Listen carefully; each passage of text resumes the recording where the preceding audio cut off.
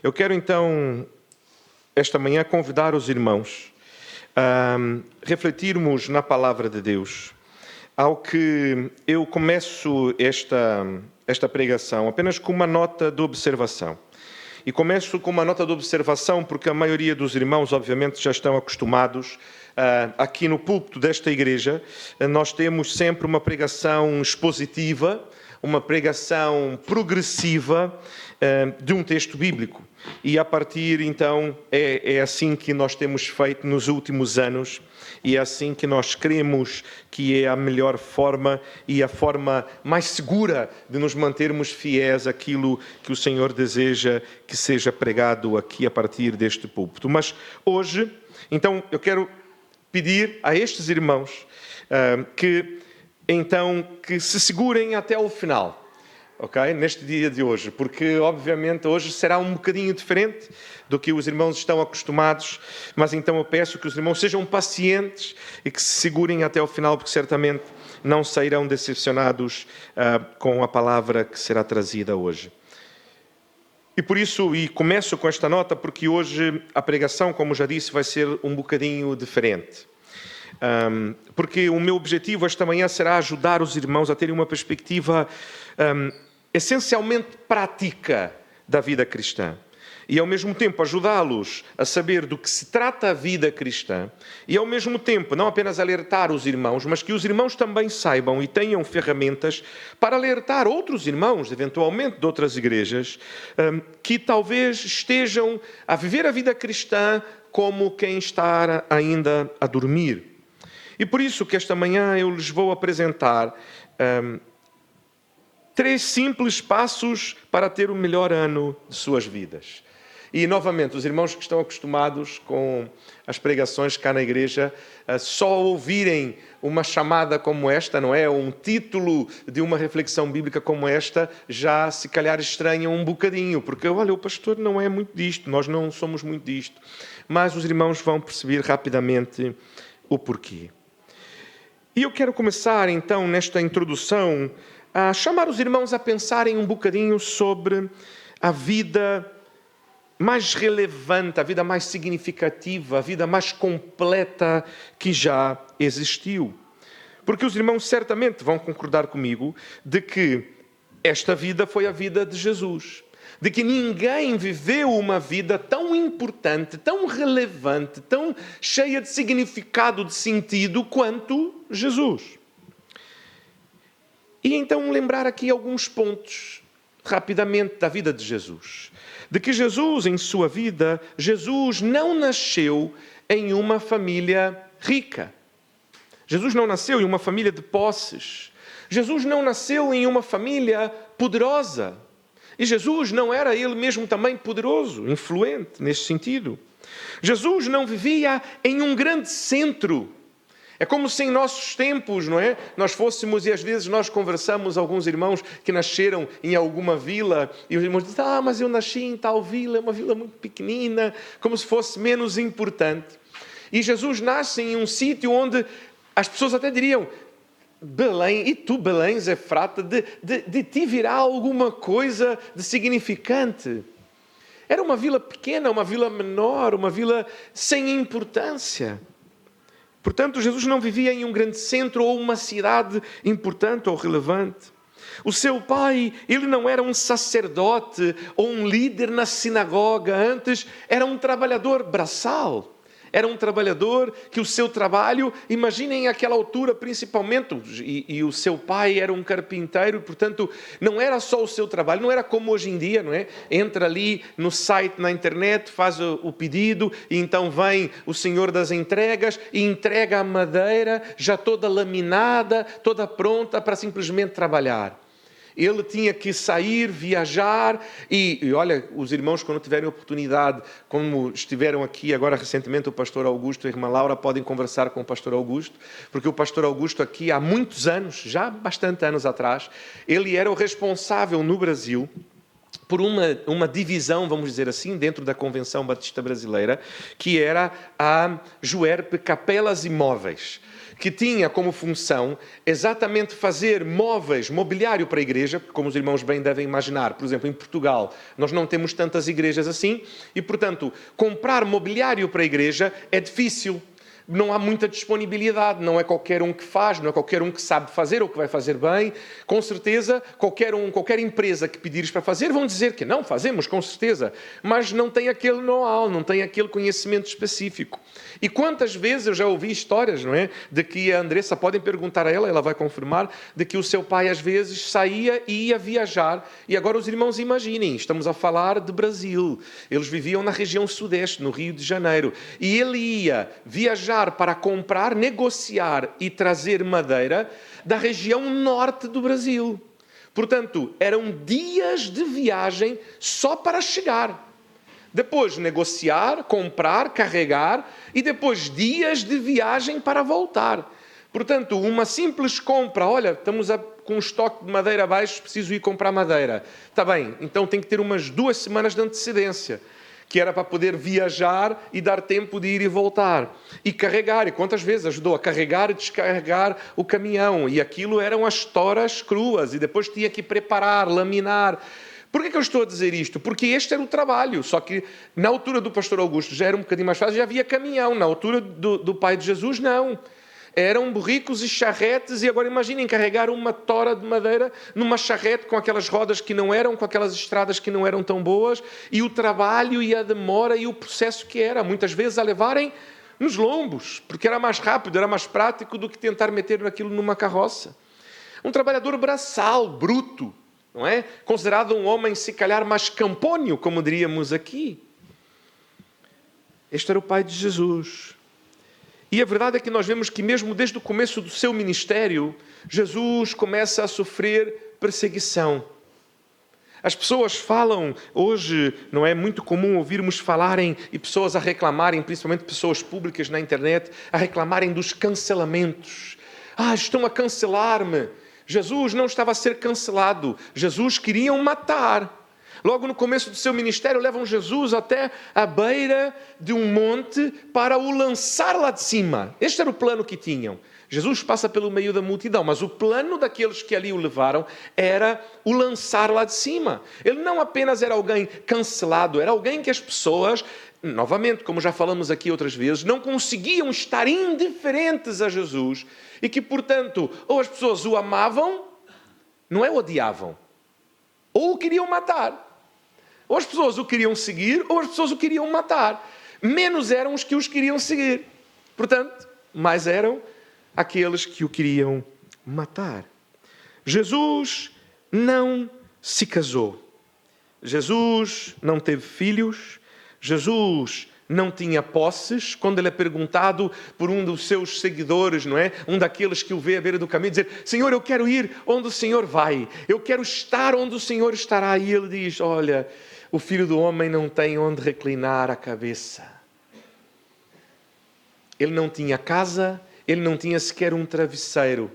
Se tivesse frio, não podia nem usar a capa como travesseiro, não é? Porque estava frio, tinha que ter algo para se cobrir. Então apanhava aqui uma pedrinha mais macia, se é que existe isto.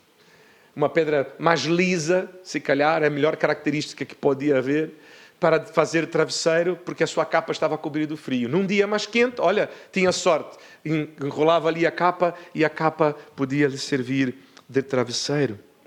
Jesus não construiu riqueza, ele não construiu um patrimônio, ele não teve que depois, na sua morte, teve uma partilha dos seus bens. A partilha dos seus bens ainda foi em vida. Lembram quando foi a partilha dos seus bens?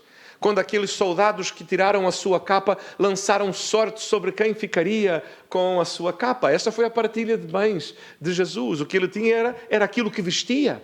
Aquilo que Jesus dizia aos seus discípulos não era diferente daquilo que ele vivia.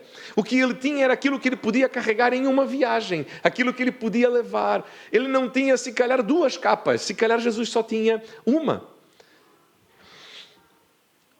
Portanto, Jesus não construiu riqueza, nem construiu um patrimônio. Ele não liderou um grande movimento político pela libertação de Israel.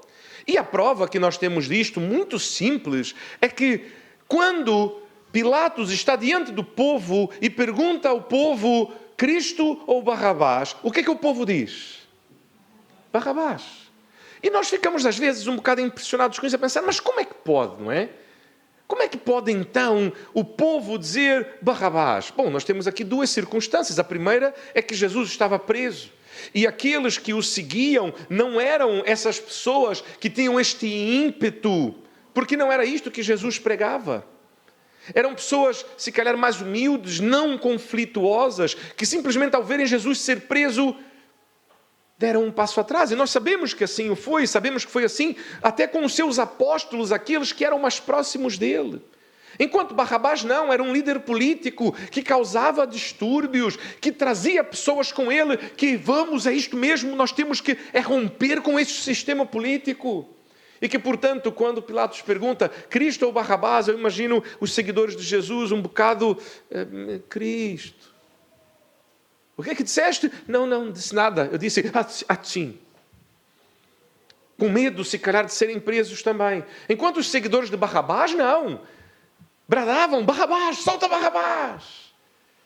E então, Jesus, ele não tinha um grande movimento político. Era aquelas situações, talvez, que o irmão, a irmã já tenha passado. E eu lembro-me, conheço algumas histórias como estas, não é? Que acontece às vezes em situação no trabalho.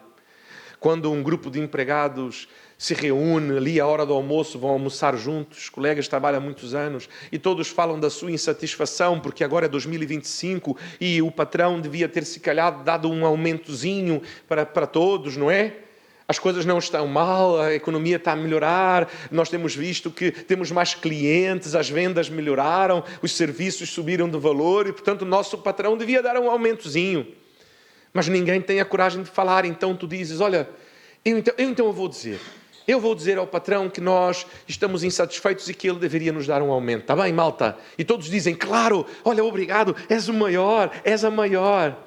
E então, quando voltas do almoço, cheio de coragem, vai ao patrão e diz, patrão, eu preciso ter uma conversa consigo depois. Claro, se faz favor, pode entrar, senta-te aqui. O que é que se passa? Não, que estávamos a conversar na hora do almoço e chegamos à conclusão de que o patrão devia dar um aumento para todos nós este ano. Então querem um aumento todos? Estão todos de acordo? Sim, estão todos de acordo. Claro, vamos comigo aqui fora. Então o patrão abre a porta, vai diante de todos e diz, olha, ele está a dizer que todos vocês estão a pedir aumento, é mesmo isto? E então todos, não. Foi mesmo coisa dele. Foi mesmo coisa dela. Mas então estão todos satisfeitos com o ordenado? Claro, nós estamos todos muito satisfeitos.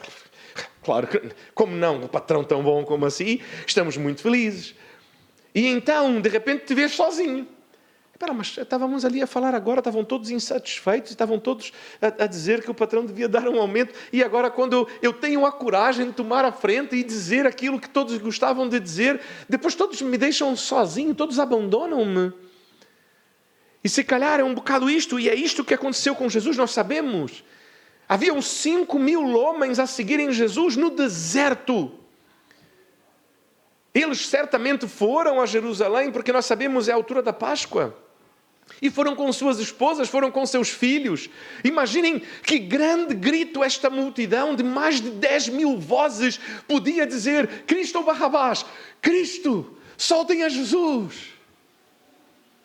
Mas diante de Pilatos, todos se calaram. Não, isto é coisa dele.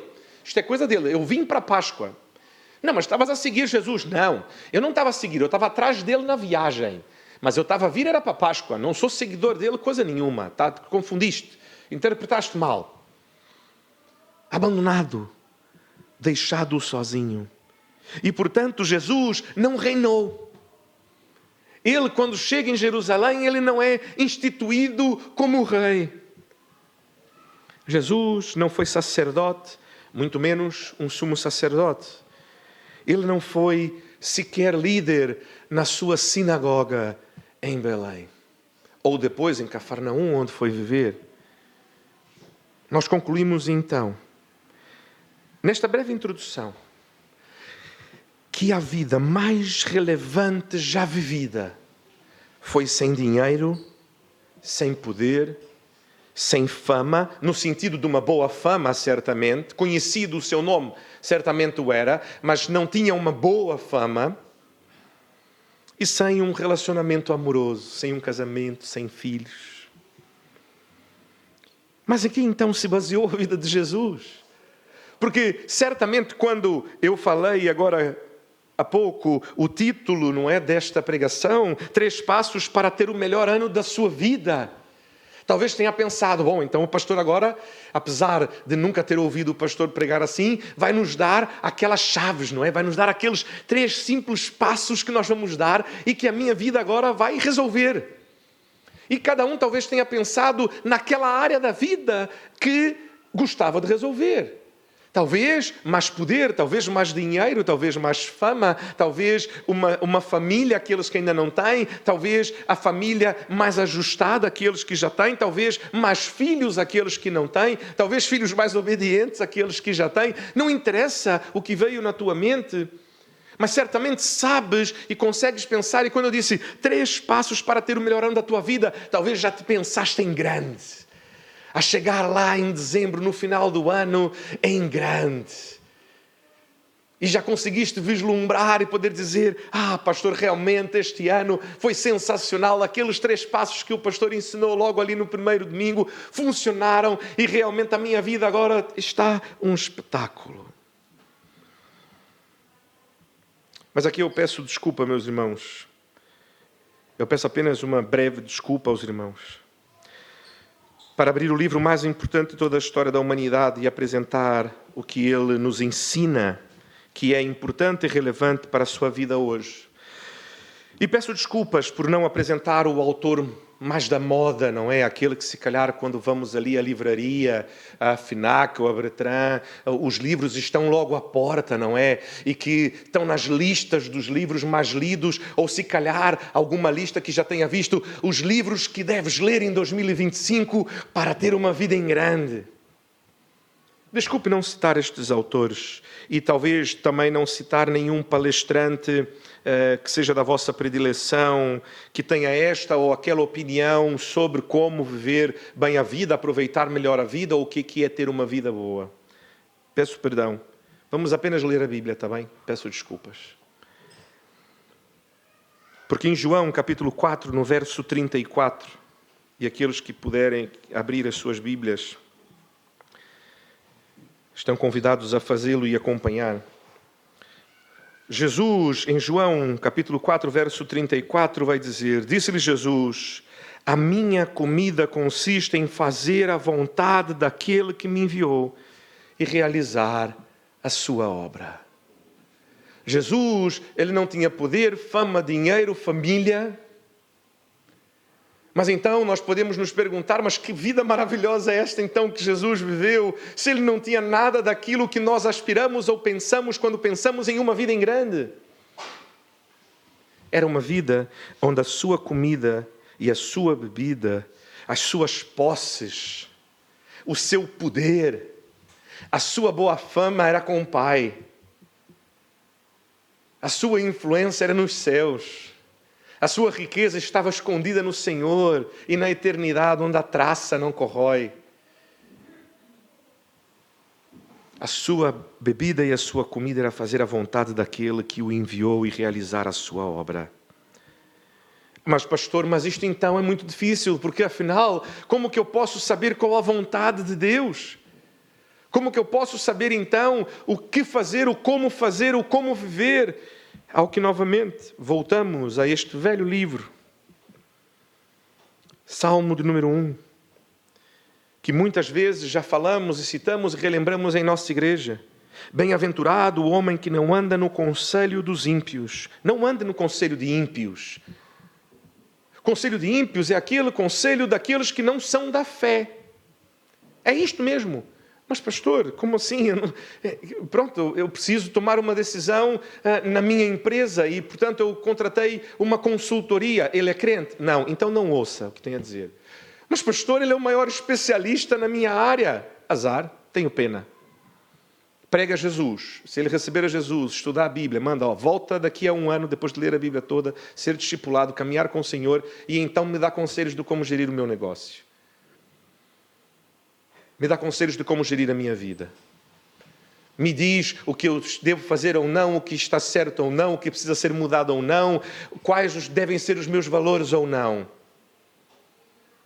Porque se não é alguém pio, não é alguém que tem o seu coração diante do Senhor, o conselho pode parecer bom, mas a verdade é que ele não está fundamentado. Não estando fundamentado no Senhor e nos valores do reino, certamente serão conselhos que, por mais que pareçam bons, o vão levar a caminhar distante do Senhor.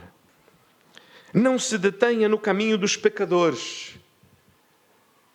Vais pecar, vais errar. Fique em paz com isto. A questão é, não te detenha muito tempo neste caminho. Assim que perceberes, eu estou fora da vontade do Senhor, e pecar simplesmente é isto, está bem? Pecar não é fazer disparates. O disparate está em quando estamos fora da vontade do Senhor, e portanto pode parecer algo absolutamente normal.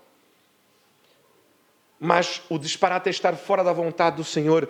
Quando perceber, eu estou a caminhar fora da vontade do Senhor. Lembram-se o conselho bíblico para Moisés? Lembram-se o conselho bíblico para Josué? Lembram-se o conselho bíblico para Abraão? Lembram-se o conselho bíblico para todos, para nós? Não se desvie nem para a direita, nem para a esquerda. Ou seja, se o caminho aqui está, e Jesus vai dizer que o caminho é estreito, eu não posso estar nem um bocadinho fora do caminho. Aqueles que conduzem sabem bem disto. Se eu estiver na estrada a conduzir aqui na A1 ou na A2 e eu estiver só um bocadinho fora da estrada e eu passar por um carro da polícia, ele certamente vai mandar encostar a dizer: o que é que se passa? O senhor está a sentir-se bem? Sim, estou bem. Porquê? Não, o senhor estava a conduzir fora da estrada. Não. Eu só estava com uma roda fora da estrada. Não estava a conduzir fora da estrada. Era só uma rodinha. Era um bocadinho. Mas não pode. O Senhor deve conduzir na estrada. Não pode conduzir fora da estrada. Por acaso, se alguém tiver um problema na viatura, tiver que encostar ali na berna, e o Senhor está a conduzir fora da estrada, vai causar um acidente. O Senhor deve conduzir na estrada. Da mesma maneira. Muitos de nós, se calhar, acham um grande absurdo quando Jesus diz isto, não é? Nós devemos andar no caminho, não devemos nos desviar nem para a direita nem à esquerda, e o caminho é estreito. Meus amigos, nós vivemos em Portugal, não vivemos nos Estados Unidos da América.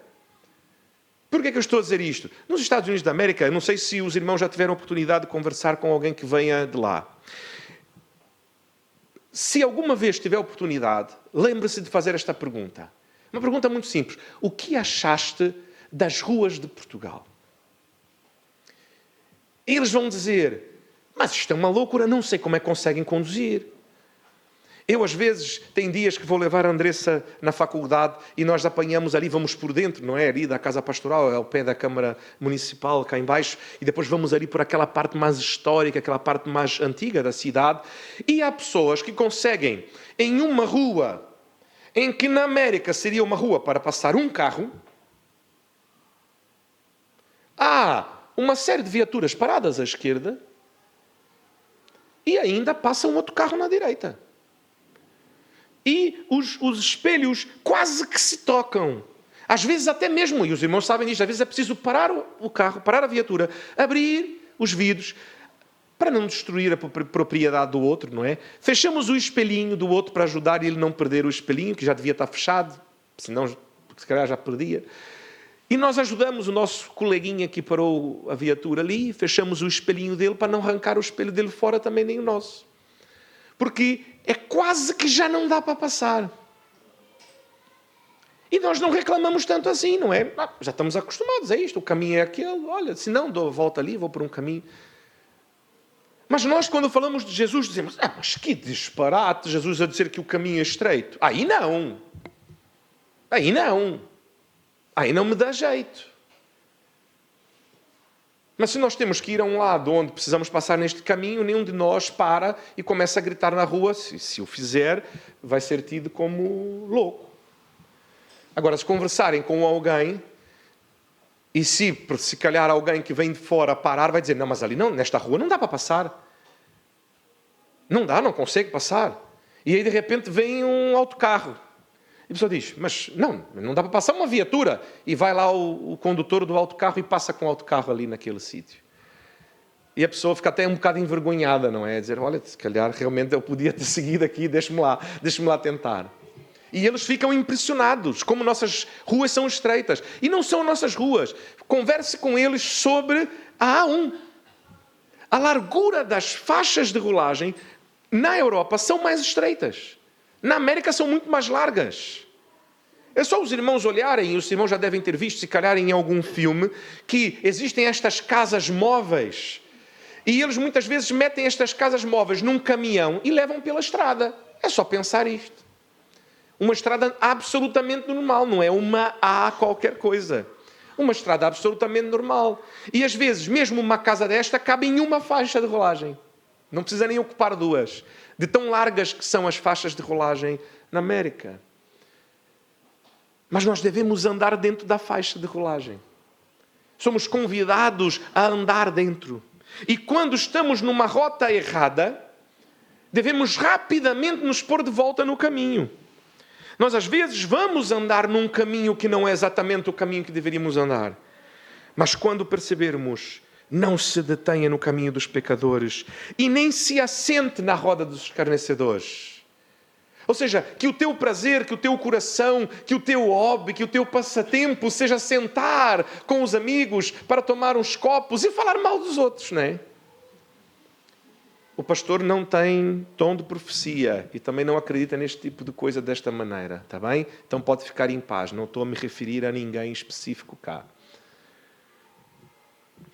E ele vai dizer no verso 2, antes o seu prazer está na lei do Senhor e na sua lei medita de dia e de noite. Quer saber como ter uma boa vida, ter o melhor ano da tua vida? Medita na lei do Senhor dia e noite. Torne a lei do Senhor o teu prazer. Ah, pastor, isto é difícil. Meus irmãos, ainda... Foi que dia que nós fomos lá ao IKEA? Foi sexta-feira, não é? Fomos ao IKEA e as meninas gostam de ir lá, às vezes quando estamos assim, tem uns diazinhos, nós gostamos de ir.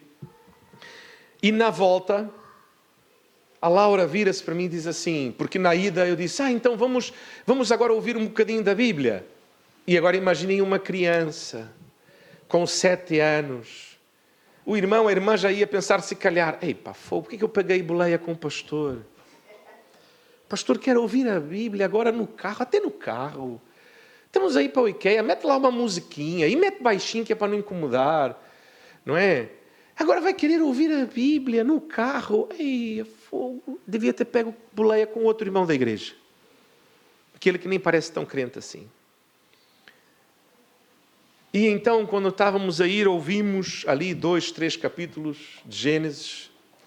E na volta, eu fui meter uma música e a Laura disse, pai, meta a Bíblia para ouvir. Já conseguiram imaginar uma criança a pedir para ouvir a Bíblia enquanto conduzem na estrada? É verdade, não estou a mentir. E ela não disse isto para agradar. Precisavam ver a alegria com que ela pedia. E eu meti a Bíblia e ela, ao ouvir a história, atenta. Porque estávamos a ouvir ali em Gênesis a história de Noé. Ela disse, esta é a história da Arca de Noé, não é? E começa a cantar de repente uma musiquinha de criança que fala da Arca de Noé. O seu prazer está na lei do Senhor. Consegues te imaginar a pensar, o dia hoje foi tão difícil no trabalho. Só me apetece chegar em casa e ler um bocadinho a Bíblia. Ou estou sentado no sofá, finalmente cheguei, tomei banho, arrumei as coisas, já preparei as coisas para amanhã, já comi qualquer coisa. Agora é mesmo só sentar e ouvir a Bíblia. Só sentar e ler a palavra do Senhor. Ou a primeira coisa que fazes é, agora é só apanhar o meu telemóvel e andar aqui um bocadinho pelo Facebook, pelo Instagram, relaxar um bocadinho, assistir um bocado às notícias. Mas e a Bíblia? E a oração? Não, estou cansado, não é, pastor? Estou cansado demais para isto hoje, não é? O dia hoje não foi fácil. O seu prazer está na lei do Senhor. Porque então, o que a palavra do Senhor nos vai dizer no verso 3 é que esta pessoa, que o seu prazer está na lei do Senhor e que na sua lei medita de dia e de noite, esta pessoa é como árvore plantada junto ao ribeiro de águas, cujas folhas não murcham, que dá fruto no tempo certo e tudo quanto faz prospera. E que os ímpios não são assim. São, porém, como a palha que o vento dispersa, por isso os perversos não prevalecerão no juízo, nem os pecadores na congregação dos justos, pois o Senhor conhece o caminho dos justos, mas o caminho dos ímpios perecerá. Meus irmãos, me perdoem o tom de ironia, honestamente. Perdoem o tom de ironia com que inclusive me referi à palavra de Deus, que parecia até um bocado debochado, não é? Como se eu estivesse a diminuir a importância da palavra de Deus. Mas honestamente, meus irmãos, eu como vosso pastor, eu estou cansado. Eu estou cansado. Cansado de ver os irmãos serem bombardeados por lobos em pele de cordeiro, que incitam os irmãos a odiarem a palavra de Deus.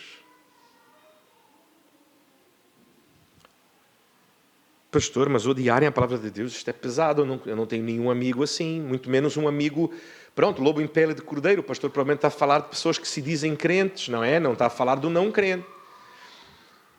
Eu não tenho nenhum amigo não crente, ou crente assim. Meus irmãos, deixe-me dizer como é que tens um amigo assim. Conheces um amigo crente que se calhar dizes a ele, e ele pergunta, como é que é na tua igreja? O pastor normalmente prega em quantos minutos? Diz, minutos? Não, na minha igreja não são minutos. O pastor prega ali 1 hora, mais ou menos. 1 hora? E não. 1 hora a ouvir uma pregação? E eu é que não fico 1 hora a ouvir uma pregação. Quem este pastor acha que é? Falar durante 1 hora? Ei, não, fogo, não. 1 hora é muito. Não é assim que demonstramos desprezo pela palavra do Senhor? Quando achamos que estudar o mesmo texto de forma expositiva e sistemática durante anos é perda de tempo. O vosso pastor está a pregar em quê? Em Lucas. Sim, mas isto eu lhe perguntei aqui há 2 anos e disseste que o pastor estava a pregar em Lucas. Sim, ele continua. Mas então já está a terminar. Não, vai ali a meio. Quer dizer, nem a meio vai ainda, vai quase a meio. O quê? Não. Ei, está a perder tempo, não é? O meu pastor não, ele prega a Bíblia toda. Ei, mas então, se o meu pastor 1 hora prega um verso, a pregação do seu pastor dura quantas horas? Quantos dias? Não, 30 minutos. A Bíblia toda em 30 minutos. 3 passos para ter sucesso. É isso que nós queremos, não é? E que seja rápido, que seja breve. 30 minutos é porque já se esticou muito. É se for muito bom. 5 minutos é o ideal num vídeo. Um vídeo também já longo, não é? Nós parecemos verdadeiros peixinhos dourados. Dizem que um peixinho dourado tem uma memória de 5 segundos. Então, se o pastor puder pregar a Bíblia toda em 5 segundos, isto é que é o espetáculo. Eu entro, sento o pastor, mal sentei, o pastor já terminou, eu já me levanto e vou embora. Não perco muito tempo com isto.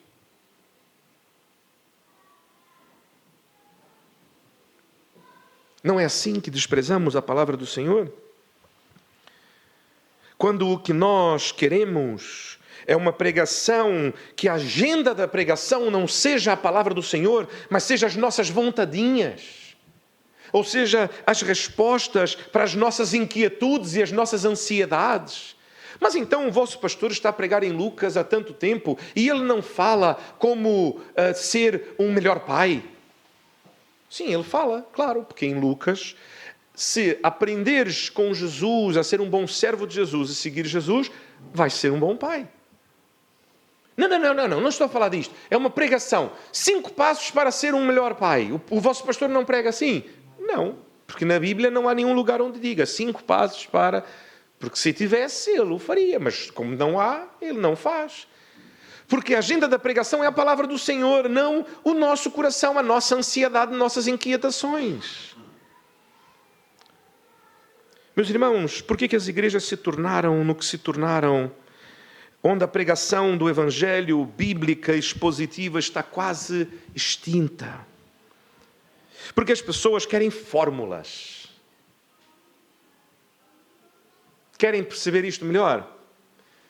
Vá a uma faculdade, sente-se e comece a assistir uma aula, preferencialmente do primeiro ano, porque ainda estão fresquinhos ali na faculdade, não é?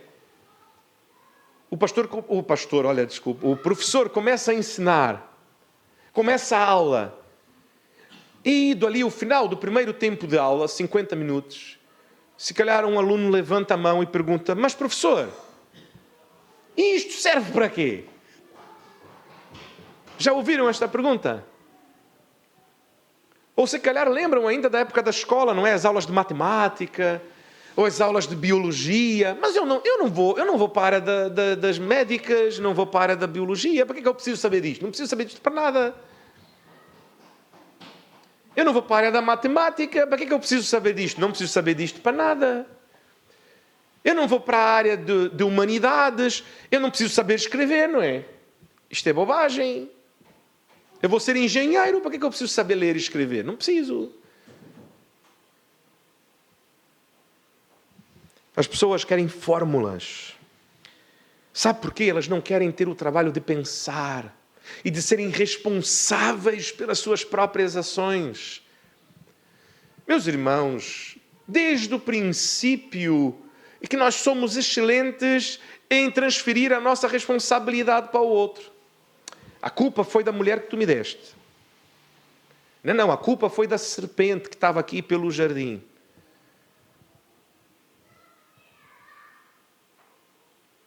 Por que Adão não disse: Senhor, perdoa-me, a culpa foi minha? Porque eu vi a minha mulher dar ouvido à serpente e eu não a repreendi, porque, cá entre nós dois, não é, Deus? O Senhor sabe todas as coisas. Não ia me indispor assim com a minha mulher, depois ainda me metia a dormir no sofá, não é? Ela que estava lá com a serpente, isto era problema dela com a serpente, não é? Ela depois que se entenda com o Senhor. Mas ela fez para comer, ela fez lá o fruto, um molho com o fruto, fez lá e disse: olha, coma, e tu comeste. E eu vou dizer para a minha mulher que não vou comer o que ela está a me dar. O Senhor diz isto porque o Senhor não tem mulher. Se o Senhor tivesse uma mulher, e portuguesa, então, olha, comia tudinho que ela lhe dava. E sem reclamar, e ainda dizia que estava uma delícia. A culpa é do Senhor que me deu esta mulher, que houve serpente. Se me desse uma mulher melhor, a culpa é do Senhor. Adão culpa não só a mulher, mas culpa a Deus. Pela mulher que o deu. Eva não assume a responsabilidade e diz: é verdade, eu não deveria ter dado ouvido à serpente. Ainda que eu houvesse comido, eu não deveria ter dado ao meu marido de comer. A responsabilidade é minha. Não, a responsabilidade é da serpente.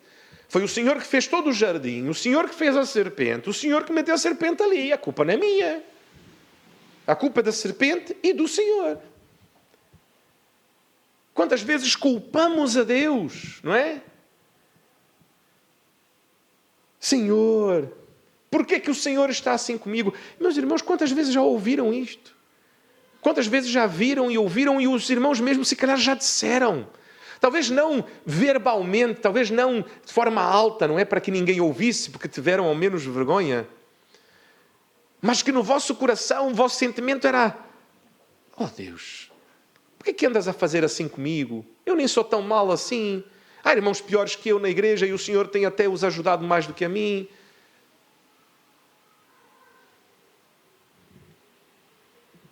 As pessoas querem, na hora em que tudo der errado, conseguir pôr a culpa no outro.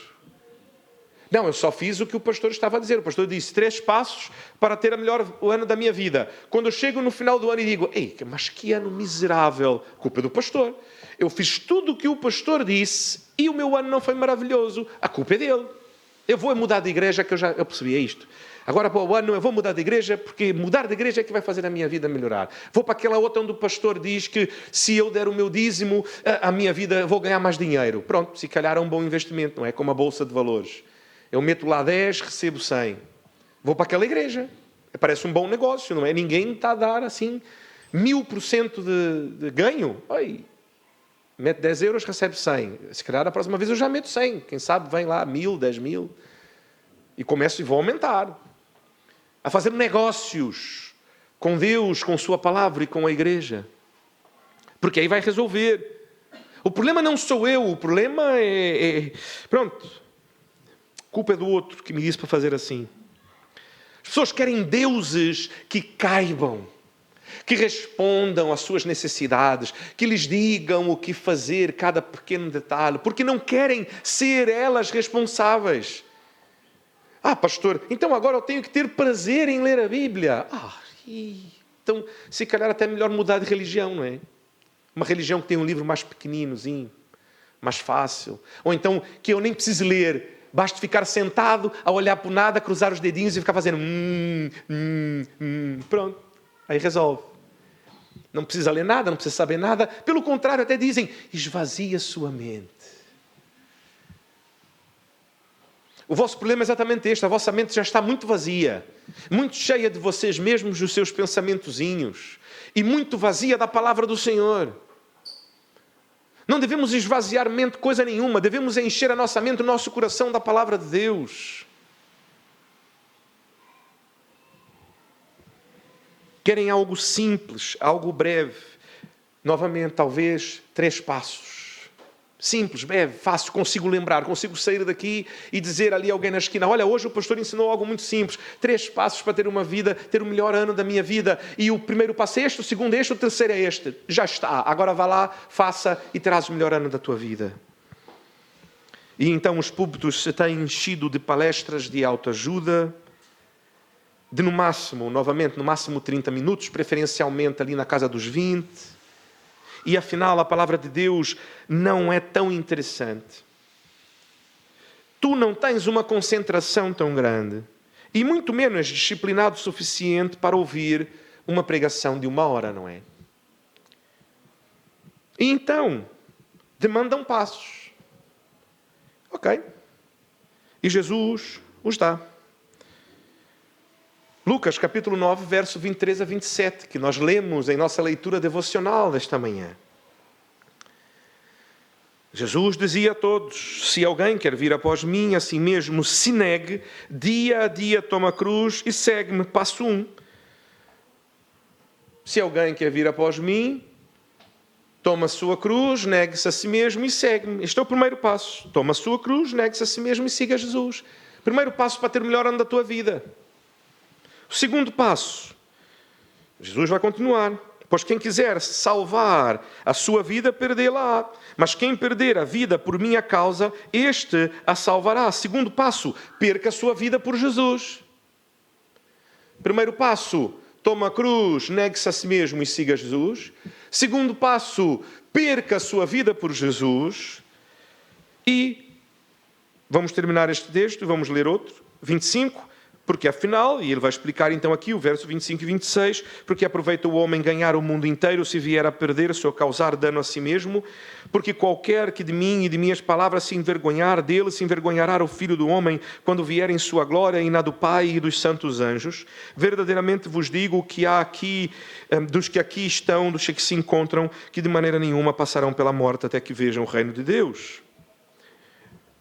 E o terceiro passo, vão encontrar ali, em Mateus 28, 18 a 20, esses últimos 3 versos da palavra do Senhor, últimas 3 coisas que aconteceram, não é? Antes de Jesus ascender aos céus.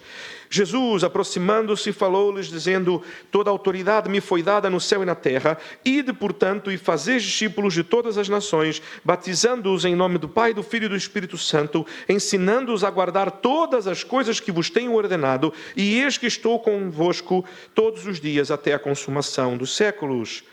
Terceiro passo, seja um verdadeiro discípulo de Jesus.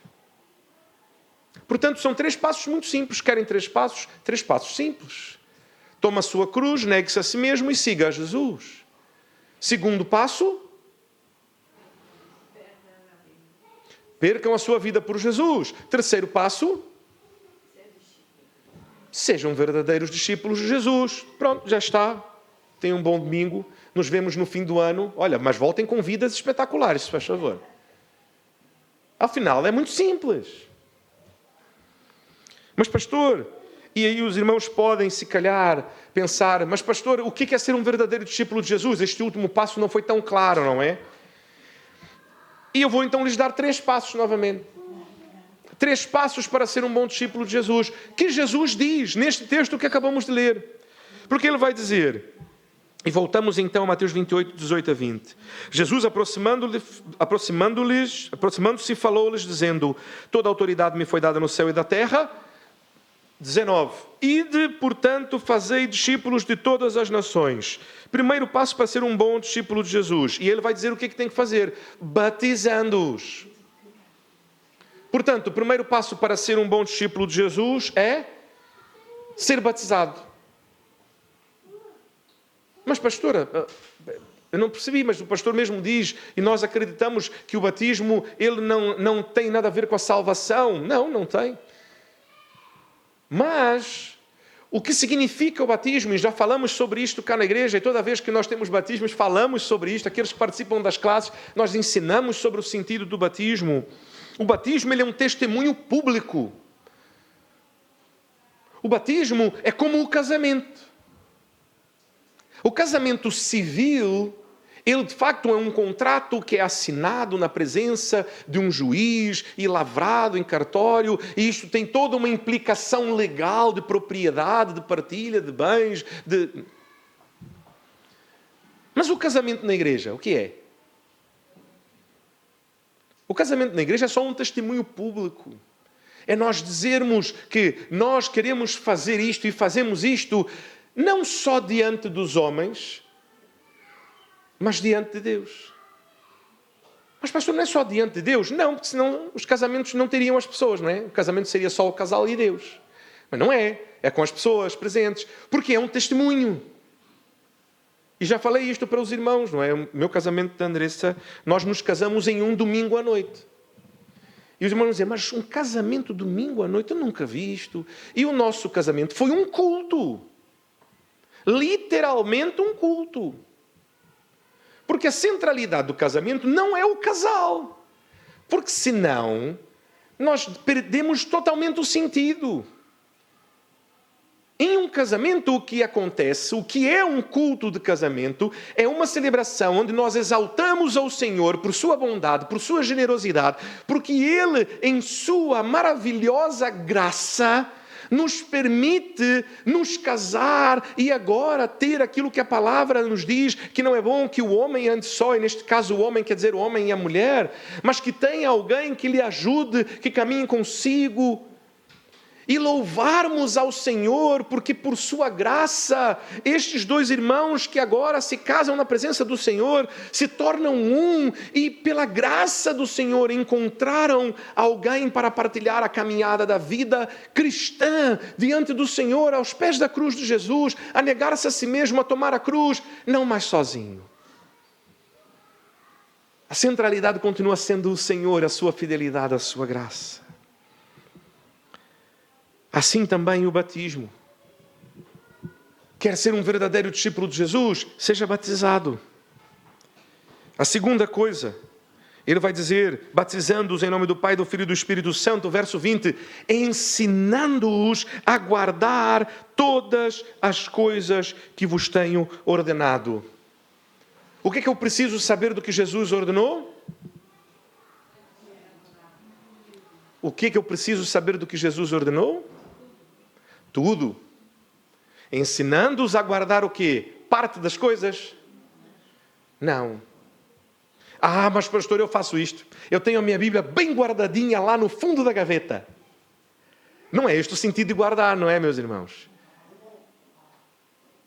Não, mas pastor, eu leio e eu sei. Saber até o diabo sabe. Satanás estava lá e pode dar testemunho de tudo isto. Ele sabe muito bem. Ele estava lá, ele viu. Ele pode ser a testemunha do que se passou. Provavelmente não vai ser uma testemunha muito fiável, não é? Ele é o pai da mentira. Mas que viu e que sabe. Guardar no sentido é não apenas saber, mas viver.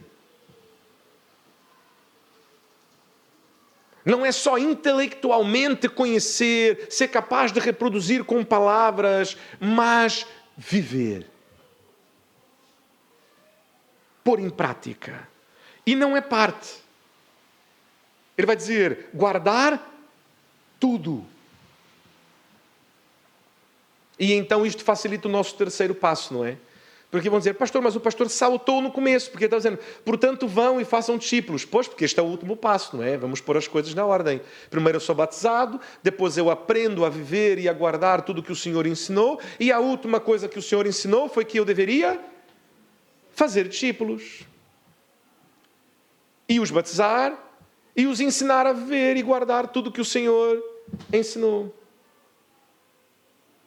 Portanto, queres saber se és um bom discípulo de Jesus, um verdadeiro discípulo de Jesus? Tem batizado pessoas.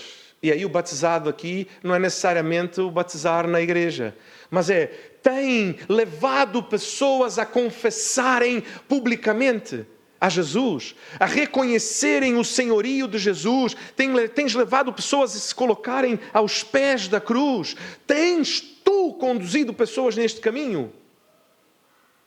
Se calhar a vossa cabecinha tem que ter abanado, dizer... Lembram-se na semana passada, quando falamos de 2024, se nós formos fazer como as pessoas gostam de fazer, não é? Vamos fazer então aqui um relatório de 2024. Em 2024, quantas pessoas é que então levaste aos pés de Jesus?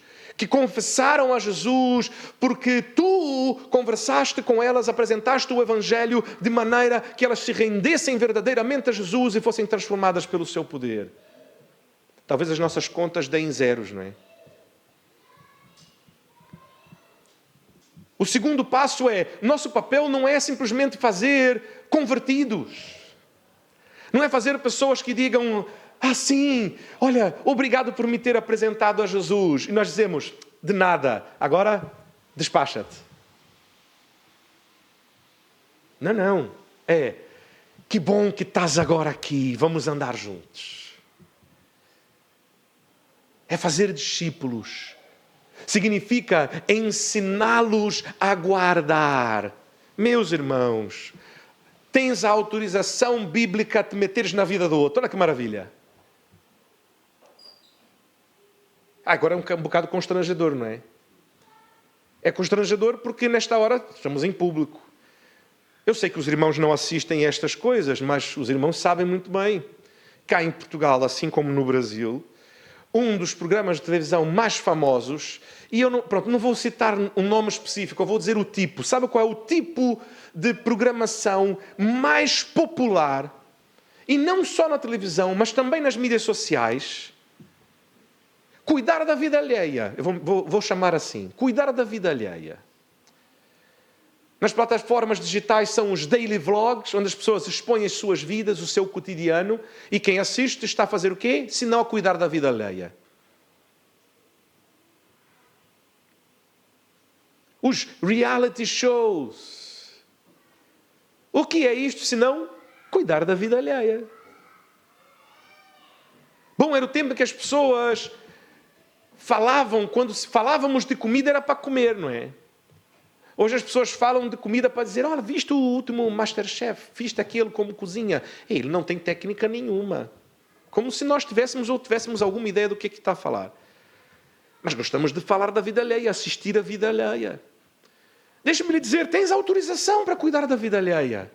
A vida alheia daquele que tu conduziste a Cristo, tens a autorização de Cristo para o ajudar a guardar tudo que o Senhor ensinou. Dizer, não, irmão. Agora caminhas com Jesus, lembras? A vontade do Senhor não é que vivas uma vida assim, mas que vivas uma vida transformada, diferente. Vamos lá, a palavra do Senhor, abre aí a tua Bíblia. Vamos ler o que é que diz este texto. E a pessoa dizer, é verdade, é isto que o Senhor quer de mim. Amém, vamos orar então. Eu quero orar por este irmão. Então ore com este irmão, dizer, Senhor, dá graça para que consiga viver, dá graça para que consiga caminhar, dá graça para que consiga negar-se a si mesmo, tomar a sua cruz, negar a sua vontade. Dá graça para que, ao tomar esta atitude diante do que vai sofrer e vai sofrer, para que consiga persistir no Senhor. Dá graça. E então, quando esse irmão, essa irmã se despedir, continuar a orar. E voltar a buscar esta irmã e perguntar como é que está, como é que correu, como é que tem estado, precisa de qualquer coisa. Eu estou aqui para si, porque nós somos um corpo, uma família em Cristo Jesus. Este é o chamado do Senhor, o chamado do discípulo de Jesus. Não é o chamado de meter-se na vida do irmão para dizer, olha, viste o que o irmão fez ontem? Não, chegou. Não, é para ir mesmo ao irmão. Vá até o irmão. Fale com o irmão. Abra a Bíblia, estude, ore, busque, ajude, sirva. Se o Senhor lhe faz ver algo que precisa ser diferente na vida do teu irmão, é porque Deus está a lhe colocar ali para servir a este irmão, a esta irmã. O servir não é simplesmente dizer, olha, o Senhor me mostrou que precisa mudar isto na tua vida, está bem? Agora vá lá e mude. Não. É porque agora eu faço parte, agora eu sou envolvido. Agora eu sou parte do problema. Agora eu tenho que ser parte da solução, do Senhor. Esta parte é que nós não queremos, não é? Preferimos ficar sentado em casa a ver a vida dos outros, mandar bocas com quem está no sofá conosco, desligar a televisão e olha, pronto, isto é problema agora da pessoa que vai viver.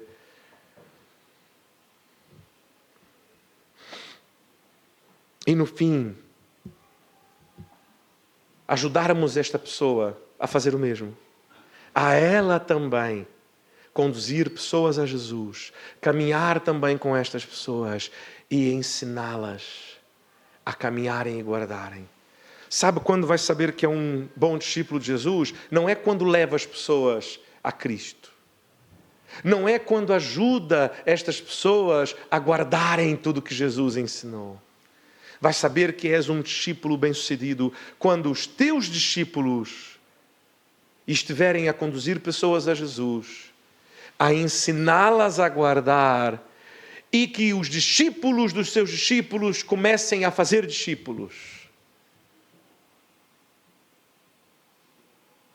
Sabe o que dizem que é uma igreja saudável? É exatamente esta igreja onde há no mínimo 3 níveis de discipulado. Onde alguém, um irmão da igreja, conduziu alguém e o ajuda a guardar, o ensina a guardar tudo o que o Senhor mandou. Mas não para por aí, ensina este irmão também a levar pessoas, conduzir pessoas a Cristo e ensiná-las a guardar. E estas pessoas, elas também levarem pessoas a Cristo e ensinarem estas outras pessoas a guardarem. Aqui temos uma igreja saudável. Significa que esta igreja tem discípulos que estão a ser obedientes a Jesus até o fim. Em tudo. Porque este é o último mandamento de Jesus, mas não é menos importante. Porque o próprio mandamento diz, ensinando-lhes a guardar todas as coisas. Inclusive estas que estou a dizer agora. E assim Jesus despede-se.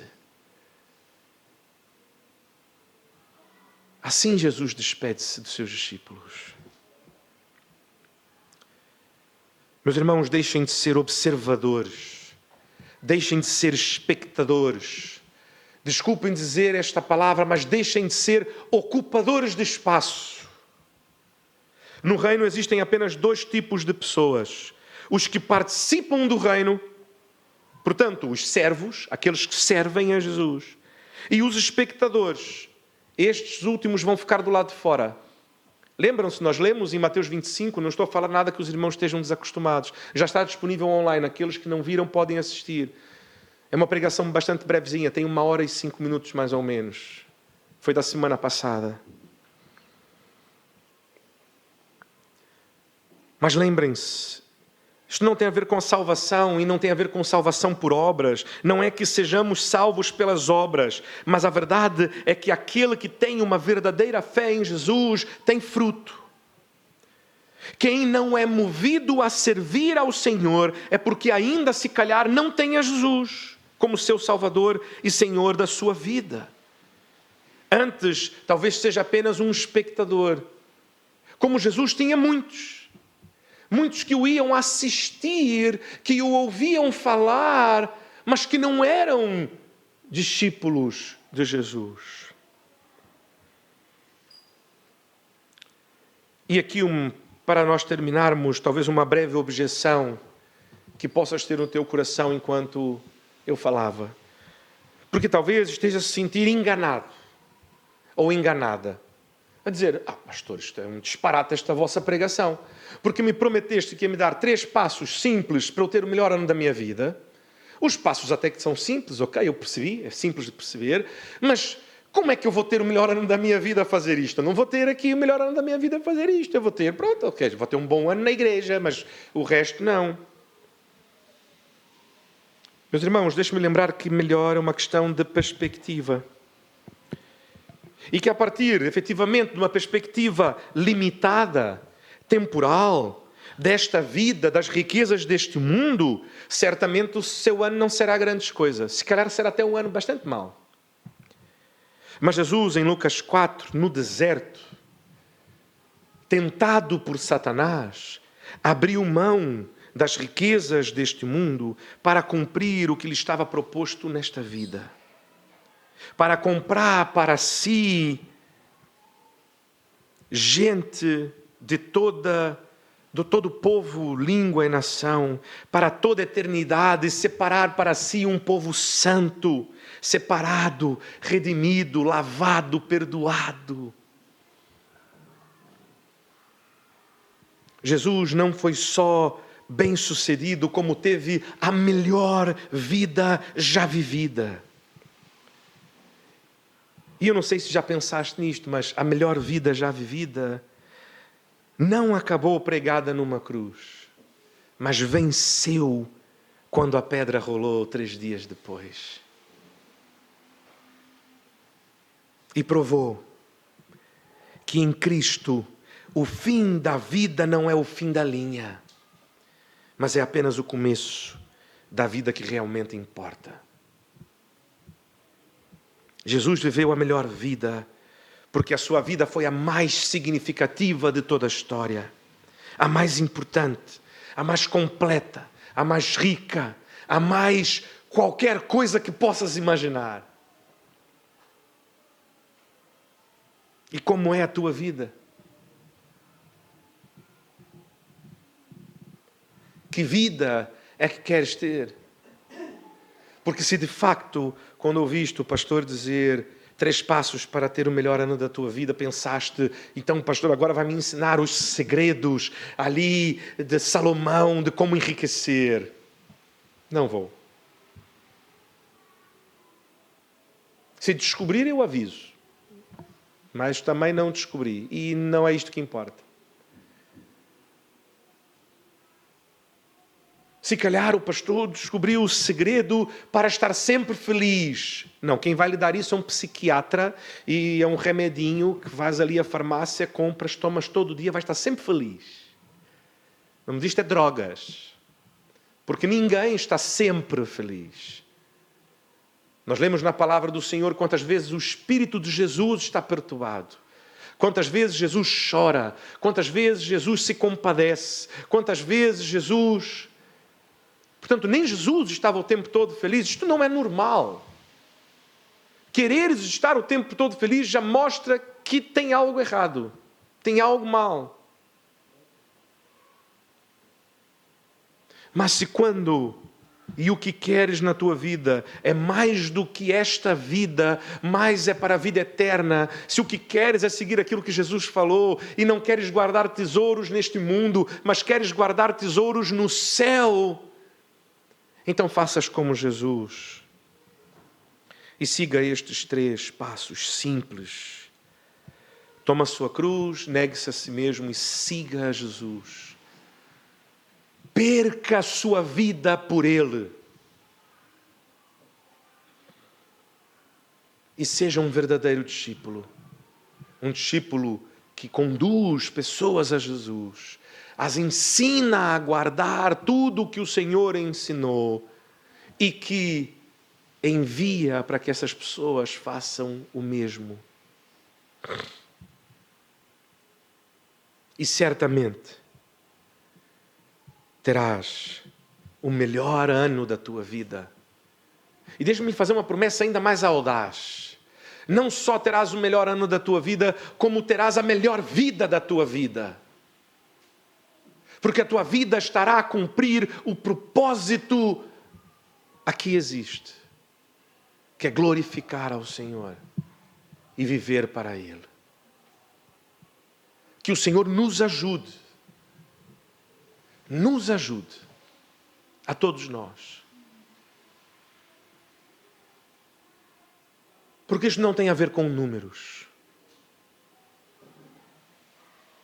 Foi-se o tempo em que o vosso pastor se incomodaria com um pouco número de pessoas, ou em ver muitos lugares vazios na igreja. Sabe qual é a menor audiência para que eu já preguei? Os irmãos têm alguma ideia? E eu não estou a falar em evangelização, em evangelismo pessoal, na rua, porque vão dizer, foi um, não é? Preguei a pessoa ali na esquina. Não. Mesmo de subir em um púlpito para pregar. E pregar. Sabe qual é a menor? Uma pessoa. Eu já preguei para uma pessoa. A pessoa sentou-se e eu preguei. Não era uma atividade do seminário, não era uma avaliação de se eu conseguia pregar ou sabia pregar. Não, era mesmo uma atividade evangelística. Fizemos em uma universidade e apareceu uma pessoa para participar. E a pessoa sentou-se e esperou que fosse feita aquela preleção. Na cabeça dela era uma palestra. E então eu fiz. Para uma pessoa.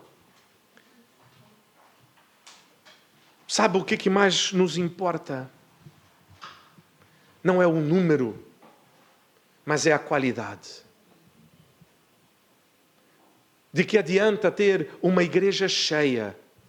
Do que adianta chegarmos a um ponto em que precisamos fazer uma assembleia e dizer, meus irmãos, nós precisamos sair daqui porque já não cabe.